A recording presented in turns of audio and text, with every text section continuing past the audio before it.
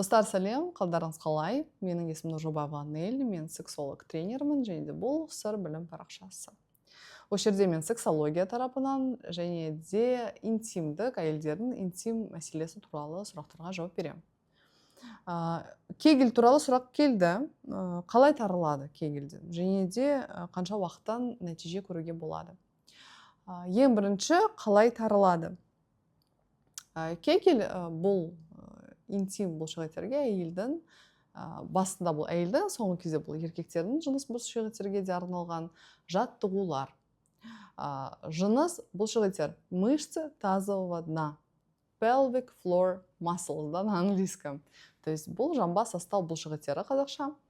Бұлшықеттердің мәселесін шешу үшін жаттығулар жасалады. Дұрыс қой? Яғни қолға, арқаға, бөкселерге, аяққа да бұлшықеттер тон слабый болса, біз жаттығу жасаймыз. Дәл солай біздің жыныс бұлшықеттері. То же самое, барлығы бірдей қыздар, ештеңе бөлек басқаша емес, бәрі солай. Және де тарылу қалай болады? Бұлшықеттерінің қан барады ғой, сіз бұлшықетсіз жаттығу жасағанда бұлшықеттер бүйтіп кішкене мықты болып тұрады да, бөседі. Дәл солай сіздің жыныс бұлшықеттеріңіздің бұлшықеттері бүйтіп өседі. Содан өскесін сізде қынабыңыз тарылады. Все, логично. Просто жаттығу жасау керек, және де нагрузка беру керек. Нагрузкасыз тарылу ұзақ болады. Нагрузка дегенде сіз жаттығу жасағанда бірдеме гантель, бірдеме аласыз ғой, дәл солай интим бұлшықеттер. Бұл тренажер тарапынан бұл басқа тақырып, да? Мына жерде мен именно кегель туралы түсіндірейін сендерге. Так вот, енді, то есть ол қалай жұмыс жасайды, түсінікті шығар, да? Просто түрлі тренажерлар түрлі нагрузка береді, және де солай тарылады. Сол үшін қайсы тренажер дұрыс, қайсы қалай жұмыс жасау, бұл бөлек тақырып. Мына жерде именно қалай, да? Именно методика, жаттығулар арқылы тарылады. Енді қанша уақыттан тарылады? Қанша уақыттан нәтиже көруге болады? Мына жерде бірнеше факторларға байланысты.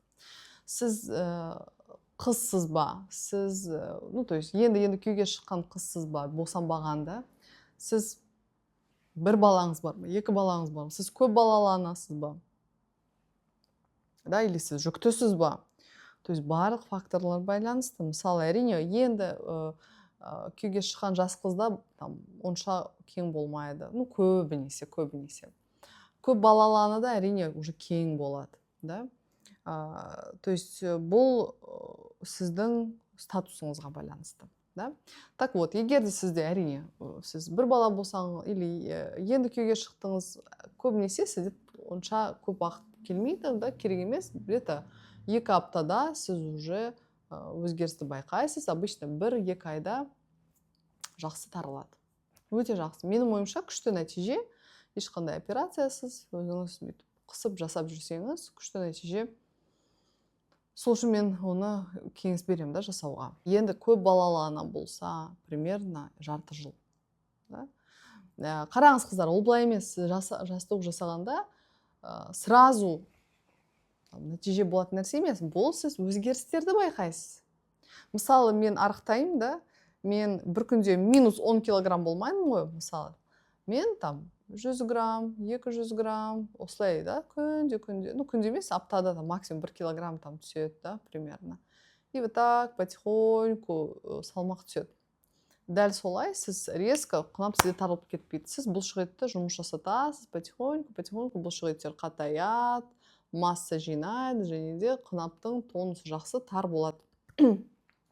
Осылай жұмыс жасайды. Сол үшін сіз жаттығу жасаған соң, өзгерістерді мен обычно айтам 2 апта. 2 аптаның ішінде сіз өзгерістерді байқайсыз. Бірақ ең басында әрине қиын, да? Спортқа бастаған кезде басы ең қиын. Себебі бұлшықеттер сені тыңдамайды, ауырады, да? Ауырады дегенде тренировкадан ауырады, дәл солай ауырады астыда. Сосын үйренгенсің, уже жеңіл болады, уже барып тұрасың, да? Уже жаттығу жасап тұрасың. Дәл солай интим бұлшықеттер. Қанша әйелдер маған уже баяғыдан бері келіп жүрген, әлі жасап жүрген жандар бар. Молодцы, қыздар, сендерге бөлек сәлем, вы молодцы, көріп тұрсаңыз, да. Себебі бұл әйелдер постоянно ұстап тұрады тонусын. Кішкене бос болып кеткен, қайтадан жаттығу бастайды, қайтадан келтіреді нормаға. Вот, так что 2 аптадан соң уже өзгерістерді байқап отырасыз. Потом еще күшті, одан да күшті болып кетеді, да? Вот, так что бұлшық онша слабый болмаса, там, примерно 1-2 ай, кішкене асқынып кетсе, уже кішкене кең, уже көп балалы ана болса, примерно 6 ай.